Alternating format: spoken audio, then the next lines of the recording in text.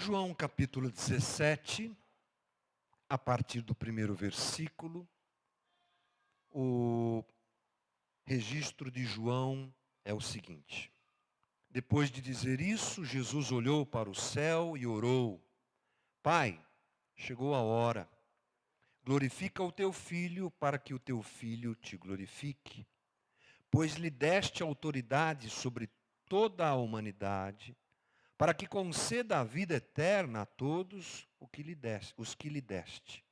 Esta é a vida eterna, que te conheçam, o único Deus verdadeiro e a Jesus Cristo a quem enviaste. Eu te glorifiquei na terra, completando a obra que me deste para fazer. E agora, Pai, glorifica-me junto a ti com a glória que eu tinha contigo antes que o mundo existisse. Eu quero ressaltar o versículo 5, lembrando que estamos caminhando dentro do texto de João, na oração de despedida de Jesus. E aqui no versículo 5 ele diz: E agora, Pai, glorifica-me junto a ti com a glória que eu tinha contigo antes que o mundo existisse. Jesus fala muitas coisas quando ora, e João registra tudo isso. Esse é o texto que nós temos. Aliás, nesses últimos meses nós estamos analisando capítulos e versículos do texto de João e aprendido mais sobre as palavras de Jesus. Jesus ele está orando. Ele ora porque a sua crucificação está próxima.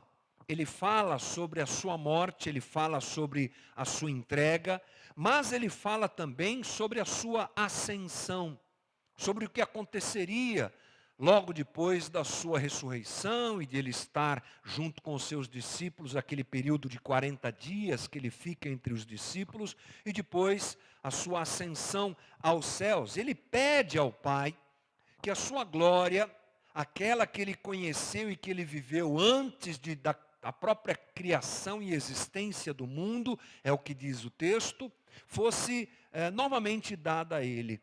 É a oração de Jesus ao Pai, para que a sua glória fosse restabelecida, e nós sabemos que é o que acontece.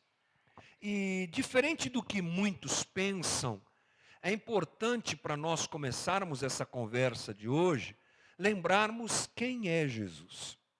E essa é a minha proposta hoje para você, lembrar quem é Jesus e lembrar o que Jesus realizou por nós. Eu preciso começar esse papo aqui com você dizendo que Jesus é Deus.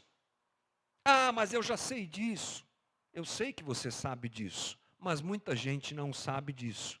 E muita gente mesmo achando que sabe disso, diante de algumas confusões teológicas, de alguns entendimentos equivocados, perdem essa noção e essa realidade. Jesus é Deus. Essa semana eu estava fuçando na internet, não me lembro bem como é que eu vi um vídeo aí, se alguém me mandou, essa coisa toda, de uma pessoa dizendo que Jesus, ele só viveu a conquista completa e só teve poder completo depois da sua morte e ressurreição. É verdade que o apóstolo Paulo fala sobre isso, nós vamos ler também um pouco sobre isso, mas eu não posso jamais perder a ideia verdadeira e correta de que Jesus é Deus.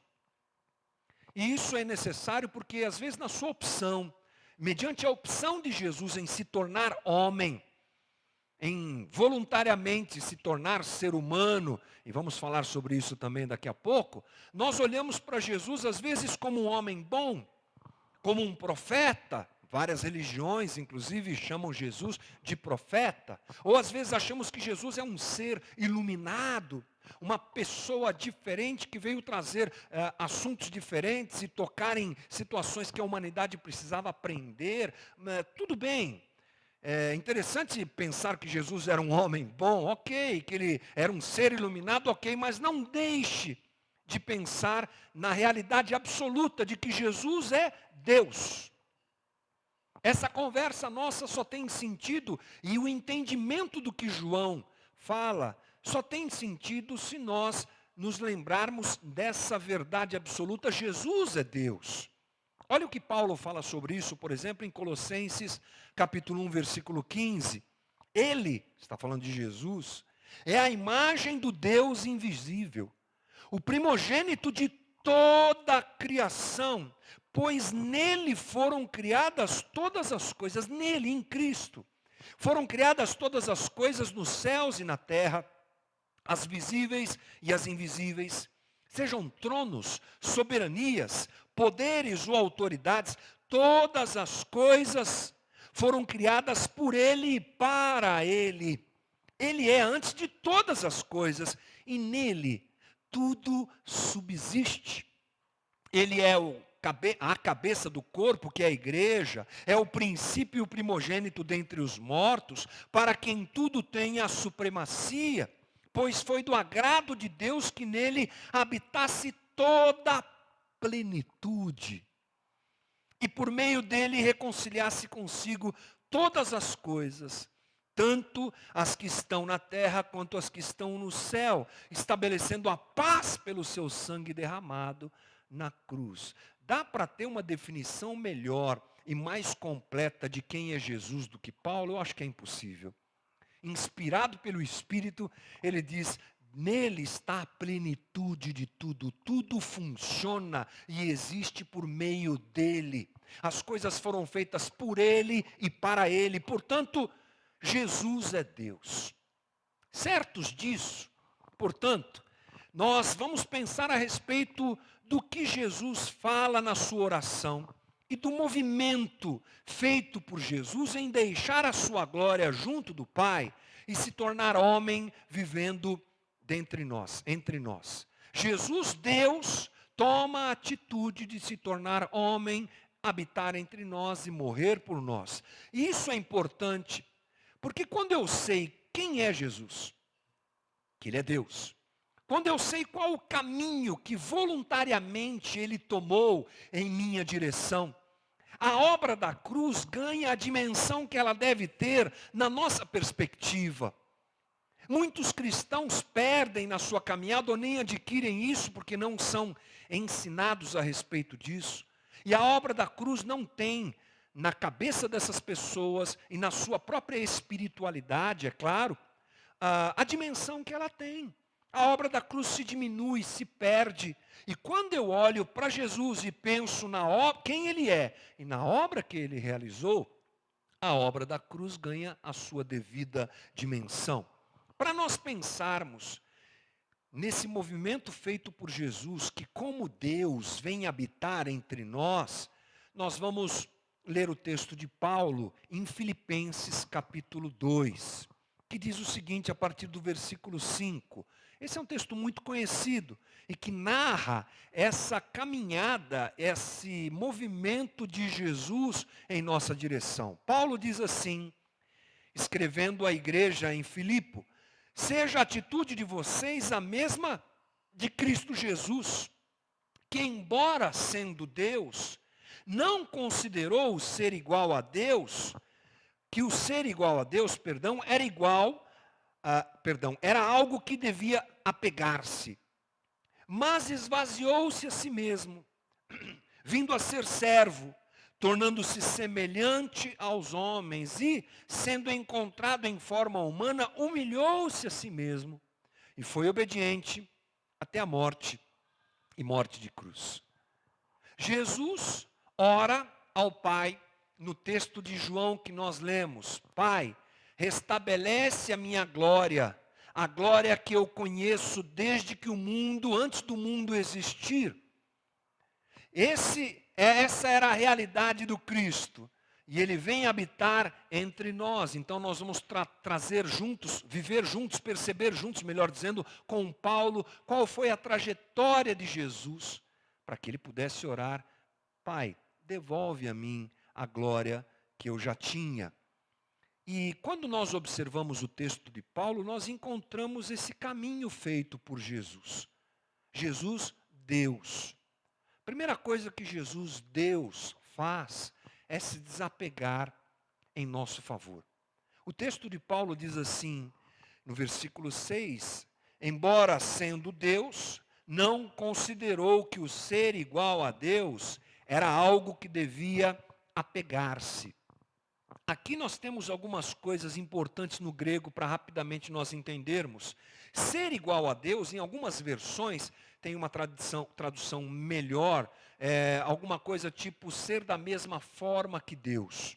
Jesus sendo da mesma forma que Deus, ele não se apega a isso. Mas vamos pensar nessa coisa do sendo da mesma forma que Deus. Porque aqui Paulo também reforça aquilo que nós lemos.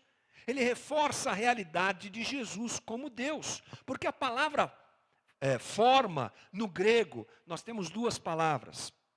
A primeira é morfe e a segunda é esquema. E a palavra morfe, que é usada por Paulo aqui, ela se refere àquilo que é anterior, essencial e permanente na natureza de uma coisa ou de uma pessoa. E é essa palavra que Paulo usa.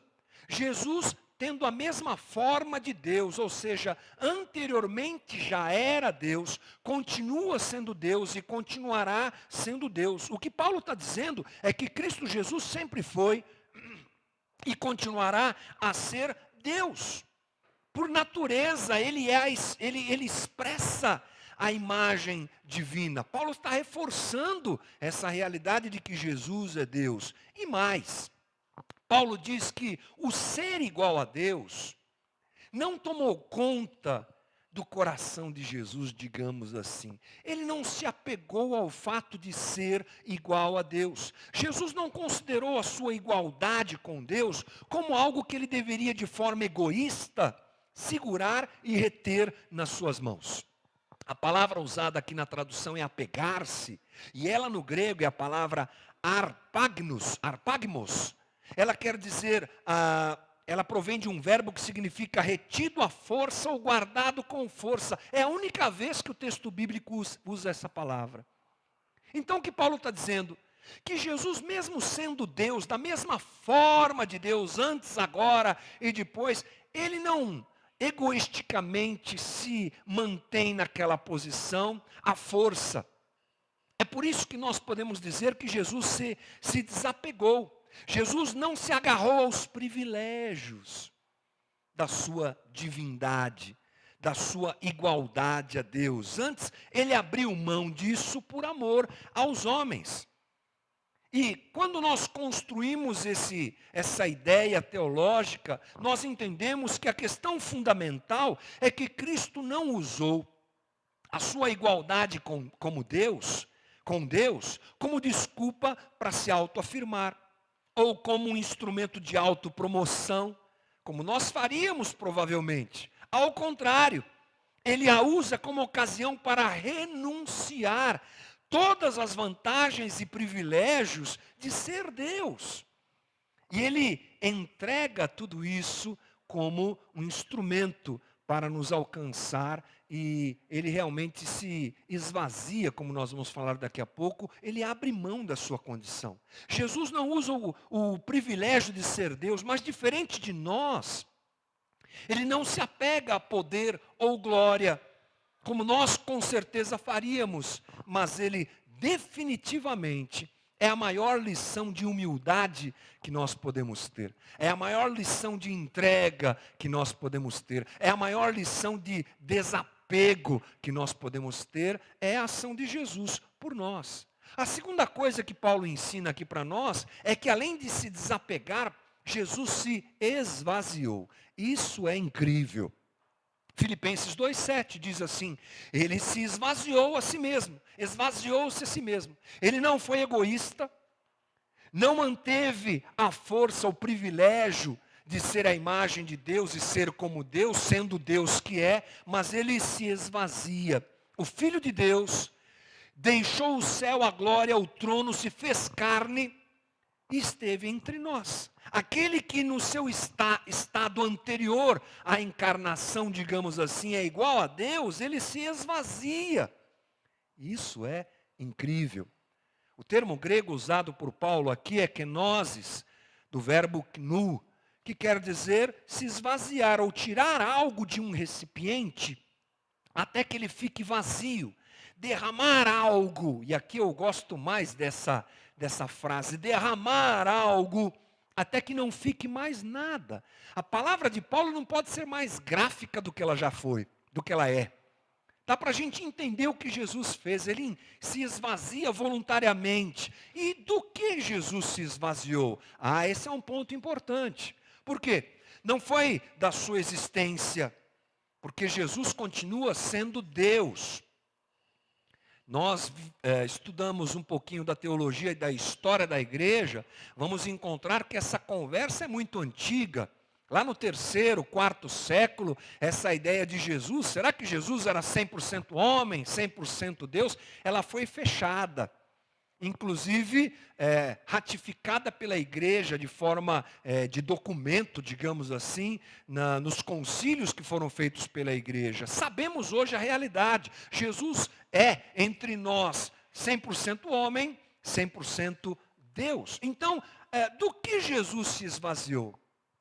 Jesus se esvaziou do seu ambiente de glória. Lembra do texto de João 17:5?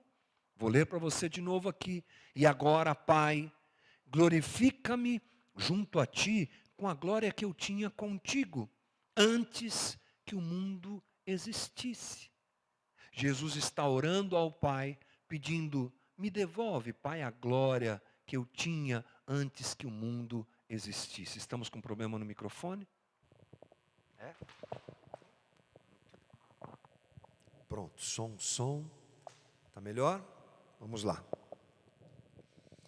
Então, Jesus está orando, Pai, me dá de volta a glória que eu sempre tive antes que o mundo existisse, ou seja, mesmo em seu estado de humilhação, Jesus jamais se despojou da sua divindade, Ele é Deus. Mas o que Ele fez? Ele deixou o seu ambiente de glória, deixou tudo aquilo que como Deus Ele tinha o privilégio e a condição de ter e viver, nós não temos ideia do que é isso, mas esse foi o movimento feito por Jesus.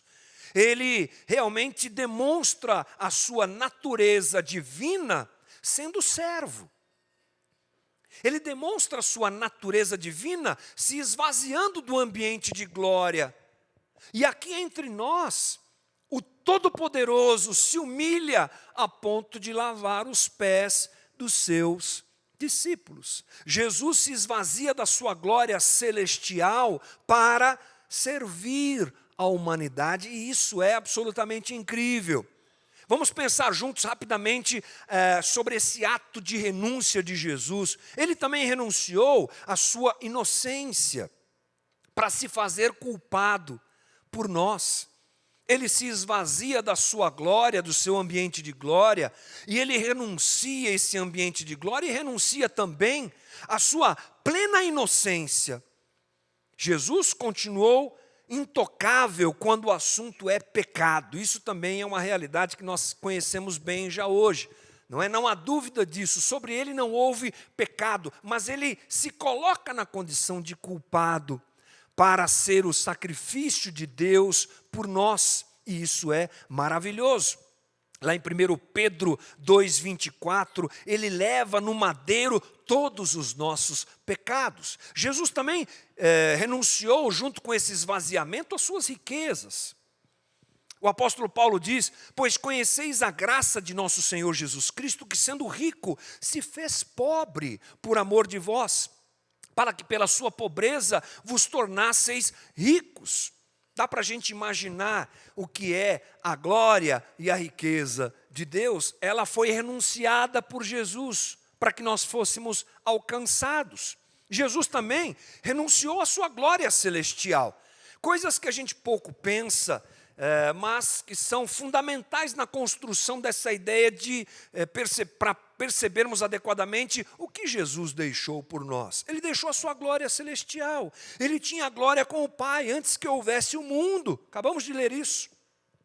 Ele voluntariamente deixa a companhia dos anjos para ser cuspido pelos homens, para ser morto numa cruz pelos homens e por aqueles que o odiavam. Ele desce do seu reino de glória para entrar na nossa história e no nosso reino tão miserável, No nosso reino tão individualista e egoísta, cheio de pecado, ele vem até nós, deixando a glória por nós. Ele vive literalmente aquilo que Isaías profetiza há 700 anos antes da própria vinda do Cristo, Isaías 53. Ele foi desprezado e o mais rejeitado entre os homens, homem de dores e que sabe o que é padecer. Imagina isso, um Deus que está no seu ambiente de glória, renuncia tudo isso para vir estar entre nós nessa condição. Esse é um movimento de esvaziamento de Cristo por nós. Outra coisa que ele fez, Paulo também diz que ele se tornou servo. Filipenses 2:7, estamos aí nesse versículo ainda, não saia dele. Ele se torna servo, vindo a ser servo. O eterno Filho de Deus não nasce nos palácios, ou em um palácio. Você já pensou nisso? Por que Jesus não nasceu no meio da metrópole de maior poder, no palácio real? Na nossa cabeça pequena e louca, muitas vezes, nós podemos pensar, se Jesus tivesse nascido no meio da realeza, no meio da glória do Império Romano, se ele fosse filho do imperador, não é? E Deus movimentasse as coisas para que isso acontecesse, talvez fosse mais fácil, mas não. Ele nasce onde todos nós sabemos que ele nasceu. E ele se dispõe a servir, porque ele não vem ao mundo para ser servido, mas para servir. O Deus, Jesus, em toda a sua glória, em todo o seu esplendor, se esvazia, derrama tudo isso, sai desse ambiente de glória, não para reinar como nós imaginamos entre os homens, mas para servi-los. É um movimento de absoluta entrega, de absoluta renúncia. Não é um pequeno degrau, é um abismo existencial o que está entre Deus e os homens, mas ele vem até nós. E ele faz isso voluntariamente. Aqui, a forma usada por Paulo é a palavra que nos dá a entender que Jesus não fingiu ser servo. Ele usa o mesmo termo que ele já usou anteriormente. Ele veio na forma de servo. Ele não finge ser servo. Ele serve mesmo. Ele serve na completa e absoluta disposição de servir. Ele não faz como a gente, que servimos por interesse muitas vezes. Que servimos, mas já aguardamos alguma coisa em troca. Não. O que é que Jesus recebeu em troca? Nada. Porque o seu estado de servir, o serviço praticado por ele é completo. O Senhor de todos tornou-se servo e assumiu a forma de servo, servindo, sabe quem? A todos. Preste atenção no texto dos evangelhos, você vai encontrar Jesus servindo a pecadores. E tudo o que isso quer dizer, os irreligiosos, distantes da religião judaica, foram servidos por Jesus. Ele serve aos cobradores de impostos, aos publicanos, ele serve aos doentes, ele serve aos famintos, ele serve aos tristes, aos enlutados. Ele serve àqueles que não dariam nada a ele, inclusive que o desprezariam. Lembra, por exemplo, a história dos 10 leprosos? Eles vêm até Jesus e Jesus os serve, curando todos eles. Mas 9 vão embora e nem sequer voltam para agradecer. Mas Jesus os serviu. Jesus é o Deus que se dispõe a servir. Em quarto lugar, Paulo, nesse mesmo texto, construindo esse caminho que estamos fazendo aqui, nos diz que Jesus se tornou semelhante aos homens. E essa é uma coisa muito importante para a gente entender. O que Paulo quer dizer com isso é que aquele que era em forma de Deus, era igual a Deus em toda a eternidade, você entende isso, irmão? Em toda a eternidade Ele é da mesma forma que Deus, Ele se torna em um momento especial e único da história, em forma humana. Jesus tornou-se homem. Por quê?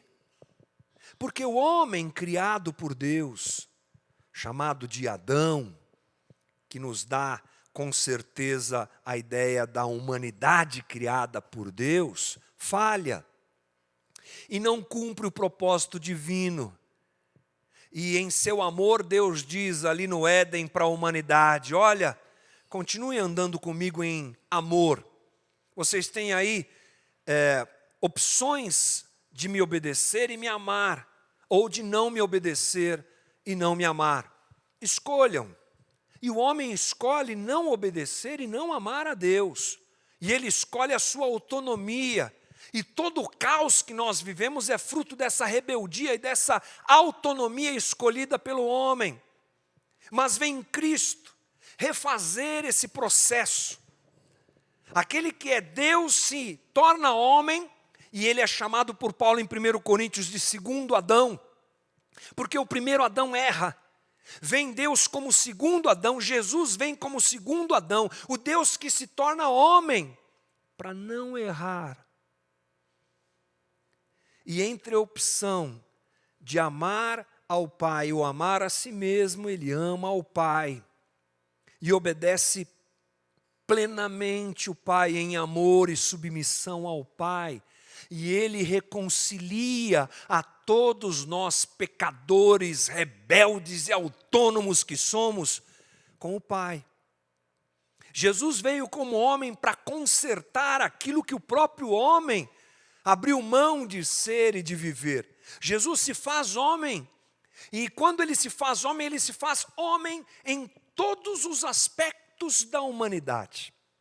Jesus foi homem em todas as dores, tentações, medos, alegrias, relacionamentos, tudo que você pode imaginar que um ser humano pode viver, o Filho de Deus, o Deus encarnado voluntariamente viveu. E Ele vive a nossa humanidade como homem perfeito para restabelecer o plano do Pai e reconciliar todos nós com o Pai e também para nos ensinar a viver a vida com o Pai. É o Filho que se torna homem e diz, é assim que tem que se viver, gente. Se você quer se conectar com o Pai, se reconciliar com o Pai, tome a tua cruz, negue-se a si mesmo e venha andar comigo. Para se reconectar e se reconciliar com o Pai, a gente anda atrás de Jesus, o homem perfeito. Mas há mais. Paulo nos diz que ele foi humilhado, e humilhado foi até a cruz. Já no versículo 8 de Filipenses 2, e sendo encontrado em forma humana, humilhou-se a si mesmo, e foi obediente até a morte, e morte de cruz. Obediente até a morte, e obediente até a morte de cruz. Olha, gente, olha o caminho que Cristo faz. Ele não se agarra à sua divindade, não retém, mas se desapega dela. Ele se esvazia da glória que tinha direito. Ele se torna servo e serve à humanidade. Ele assume a forma de homem. Ele se humilha, obedece para ir para onde? Para a cruz. Não devemos olhar para a morte de Cristo na cruz apenas da perspectiva do sofrimento físico, que foi algo realmente, acho que indescritível. Alguns filmes, muitos deles muito bons, inclusive, tentam reproduzir aquele momento. E nós choramos, nós nos desesperamos, nós ficamos, puxa vida, Jesus sofreu. É verdade, mas tudo isso que nós conversamos agora desencadeia, melhor dizendo, se torna absoluto na cruz. O sofrimento de Cristo naquela cruz é muito maior do que um sofrimento físico, Porque ele carrega sobre si o pecado que ele não tem. O pecado de uma humanidade completa, de todos os tempos. Um pecado que não cabia a ele, mas ele assume. Ele assume tudo isso por nós. Não dá para a gente imaginar o sofrimento de Cristo. Mas lá estávamos nós. Porque Jesus não foi para a cruz por uma questão histórica. Jesus não foi para a cruz porque o Império Romano achou que ele seria uma ameaça ao Império. Foi, mas não só por isso. Era essa a visão de Roma, e Roma crucificou Jesus porque ele era uma ameaça ao Império, mas não só por isso. Jesus não foi para a cruz só porque os líderes religiosos tinham inveja dele. E ficaram abismados quando ele assumiu a sua posição de filho de Deus. E não quiseram de forma nenhuma reconhecer que ele era o Messias. Foi por isso, mas não só por isso. Jesus não foi para a cruz só porque Pilatos desejou que ele fosse e deu aval para que fosse. Jesus foi para a cruz porque o Pai o entregou por amor. E porque Ele mesmo se entregou por nós. Ele morreu pelo meu pecado e pelo teu pecado. Ele foi à cruz por nós, pelos nossos pecados. Na verdade, irmão, não é nem um pouco errado dizer, nós crucificamos Jesus. Não é nem um pouco errado dizer isso. Nós estávamos lá. Como assim?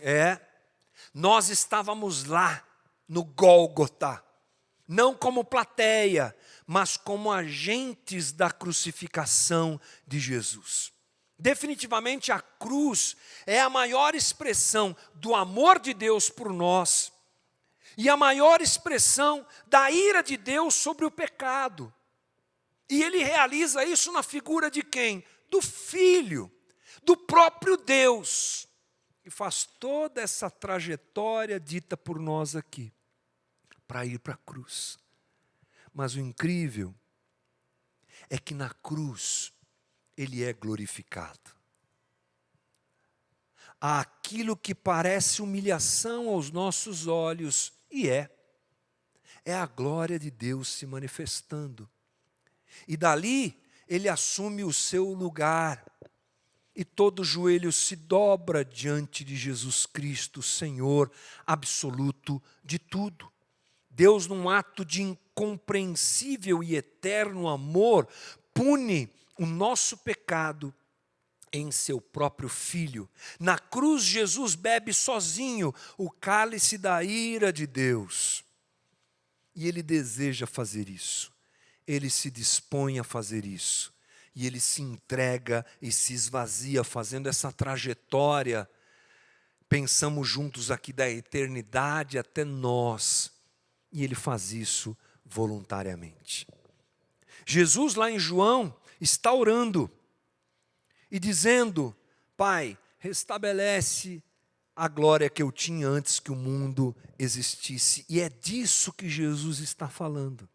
De tudo isso que Ele deixou, de tudo isso que Ele abandonou, de tudo isso que Ele entregou voluntariamente por nós, para que fôssemos resgatados das trevas, da morte, do distanciamento de Deus, porque Jesus assim se torna o caminho de reconciliação do homem para com Deus. Porque nós não podemos fazer isso.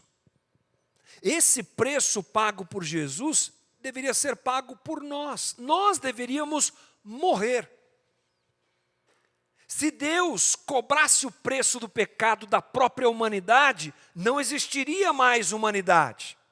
Mas por amor à humanidade, mesmo na criação, sabendo que o homem escolheria esse caminho, Deus crucifica Jesus lá no começo de todos os tempos, lá na eternidade, coisa louca que a gente não entende. Isso é o que, gente? É amor pleno. Já dissemos aqui algumas vezes, quando a gente faz investimento, quando a gente cria, constrói alguma coisa, a gente tem boas expectativas disso. A gente cria os filhos com a melhor expectativa que a gente pode ter. Esse aqui, puxa Deus, a gente ora, consagra Jesus, ensina, e a expectativa é que se torne um homem de valores, um homem apegado a Jesus, que entrega a sua vida a Jesus, uma mulher, assim nós criamos os filhos. Muitas vezes nós nos decepcionamos com eles, mas os criamos na expectativa de que realmente se tornem pessoas boas, digamos assim. Quando a gente começa um projeto, a gente sempre quer que esse projeto dê certo e trabalhamos com essa ideia. Mas imagine começar alguma coisa sabendo que vai dar errado. É o que Deus faz. Ele cria o homem sabendo que a coisa que o caldo vai entornar, como a gente fala. Ele cria o homem sabendo que o homem vai rejeitá-lo. Sabendo que o homem não vai querer andar com ele. Ele cria o homem já com esse conhecimento, já que ele é onisciente de todas as coisas. E antes mesmo que tudo acontecesse, ele já entrega o filho. Porque a cruz, no nosso tempo, está há 2000 anos atrás. Mas a cruz, na eternidade divina, ela já aconteceu desde a fundação do mundo. É o caminho de Jesus para nos reconciliar com o Pai. Minha conversa e minha oração com você nessa manhã é: irmão, enxergue isso. Enxergue o tamanho da obra redentora de Cristo por você. Modele a tua vida, a tua espiritualidade e o viver a vida nesses dias e nesse tempo a partir dessa ação, que é a mais importante e absolutamente única na nossa história e na nossa vida. Pense em momentos importantes para você. O dia que você nasceu, um dia importante. O dia que você se formou nos seus estudos, é um dia importante. O dia que você galgou uma escada dentro da tua carreira profissional, são dias importantes. O dia que você constituiu uma família, se for o caso, é um dia importante. O dia que os seus filhos nasceram, são dias importantes. Mas o dia da cruz é o dia mais importante para qualquer ser humano. É o dia mais importante para a minha vida e para a tua vida. Modele a tua vida a partir do entendimento do que aconteceu na cruz. Tome as tuas decisões a partir da cruz. Olhe para as tuas decisões levando em consideração a cruz. Decida as suas prioridades de vida a partir da cruz. Porque tudo está na cruz. O Deus que se fez carne, o Verbo que se fez carne e habitou entre nós. Vimos a sua glória como unigênito do Pai, o seu esforço, sua entrega, seu sacrifício. Esse vai para a cruz por nós. É na cruz que está a nossa razão de vida. E a cruz deve nos dirigir em tudo isso. Minha oração nessa manhã é essa: que os nossos olhos se abram para a cruz e para a entrega do Filho naquela cruz, para todo o caminho e trajeto que Ele escolheu voluntariamente viver por nós. E que isso abra os nossos olhos. Essa é a minha oração por nós nessa manhã. Senhor Jesus, obrigado. O que nós podemos dizer além de obrigado? Um Deus que voluntariamente, conscientemente se esvazia e vem viver entre nós, deixa tudo que tem, desde o começo de tudo, se esvazia do seu ambiente de glória, habita entre nós, abre mão da sua inocência para receber sobre si a sentença de morte que não cabia a ele. O Senhor fez isso por nós, Jesus. E a nossa vitória só existe porque o Senhor se colocou naquela cruz por nós. Abre os nossos olhos nessa manhã, Jesus. Abre os nossos olhos. Vemos hoje o Cristo glorificado, imaginamos o Cristo glorificado. Temos o Espírito de Deus que fala conosco, o Cristo está glorificado. Mas que não percamos jamais o valor da cruz e da trajetória que foi feita por Ti, por cada um de nós. E que assim nós construamos a nossa espiritualidade. A espiritualidade de alguém que é servo do Cristo, que foi servo por nós. A espiritualidade que dirige as minhas prioridades. Tudo isso baseado na cruz. Dá-nos uma boa semana de pensamento a respeito dessa conversa e dá-nos um bom resto de domingo, Senhor. É a nossa oração, em nome de Jesus. Amém. Deus te abençoe.